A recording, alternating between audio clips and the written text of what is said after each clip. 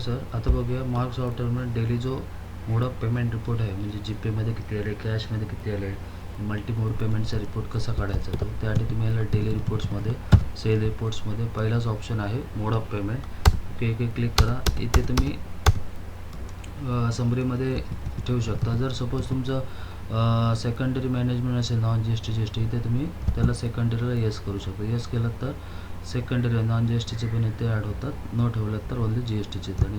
आणि येस ठेवलं तर ओन्ली हे केलं तर फक्त तुम्ही नॉन जी एस टीचेच बघू शकता.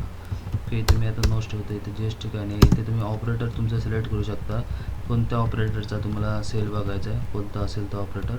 आणि सगळ्यांचा बघायचा असेल तर इथे ब्लँक ठेवायचं. ओके, इथे ऑल ठेवायचं. इथे समरी किंवा डिटेल्स, आधी मी समरीमध्ये रिपोर्ट दाखवतो. इथे तुम्ही तुमचं डेट टाकायचं, कधीपासून कधीपर्यंत, तो कोणत्या दिवसाचा, आठवड्याचा किंवा महिन्याचा रिपोर्ट पाहिजे. एंटर करत व्ह्यू करा.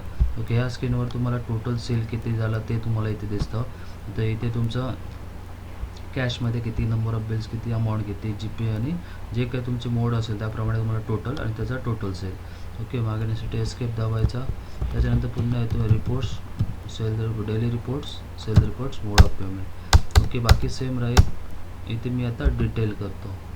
बस डेट टाकायचे, व्ह्यू करायचे. मग इथे तुम्हाला proper bill bye bill report भेटतो. आता पूर्ण स्क्रीन बघण्यासाठी हा जो PDF आयकॉन आहे इथे एकदा क्लिक करायचे माऊसने. इथे तुम्ही GUIला क्लिक करा. फुल पेजवर लँडस्केपमध्ये तुम्हाला F4वर तुम्हाला रिपोर्ट दिसून जाईल. डिटेल्स माझे पाहिजे. मग अशी होती ती समरी होती, त्यामध्ये तुम्हाला bill bye bill, bill number कोणता आहे, डेट किती आहे, कस्टमर कोण होता, बिल अमाऊंट किती आहे आणि कोणत्या मोडमध्ये पेमेंट झाले. आता इथे बघितलं तर हे bill number, bill date, bill number आणि हे bill amount 650 actual total bill amount आहे. 500 रुपये कॅशमध्ये रिसीव्ह झाले आणि 150 रुपये जी पेमध्ये. असं पार्शल पेमेंट असेल तर तुम्हाला त्याचा पण रिपोर्ट भेटतो. ओके, आणि हे टोटल बिल सेल किती झालं आपला, नंतर टोटल या सेलमध्ये कॅशचे किती अमाऊंट, जी पेला किती ते रिसीव्ह झाले, नंतर बाकी का स्वाईप मशीन असेल, क्रेडिट कार्ड असेल, ज्याप्रमाणे तुमचे का मोड इथे सेट केले असेल त्याप्रमाणे तुम्हाला सिंगल क्लिकवर तुमचा रिपोर्ट भेटून जातो सर.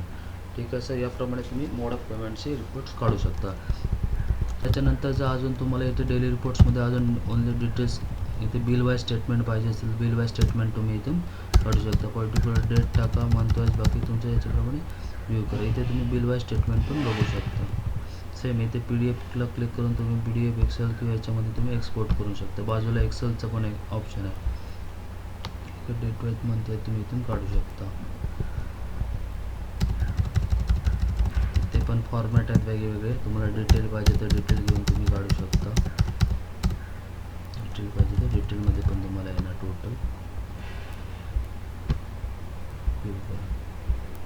ओके, हे बघा सर, इथे सगळे डिटेल, टॅक्स किती होतं, बिलात काय, त्याप्रमाणे सगळे डिटेल्स याच्यामध्ये होऊन जाईल. ओके सर, याप्रमाणे तुम्ही सेल रिपोर्ट काढू शकता.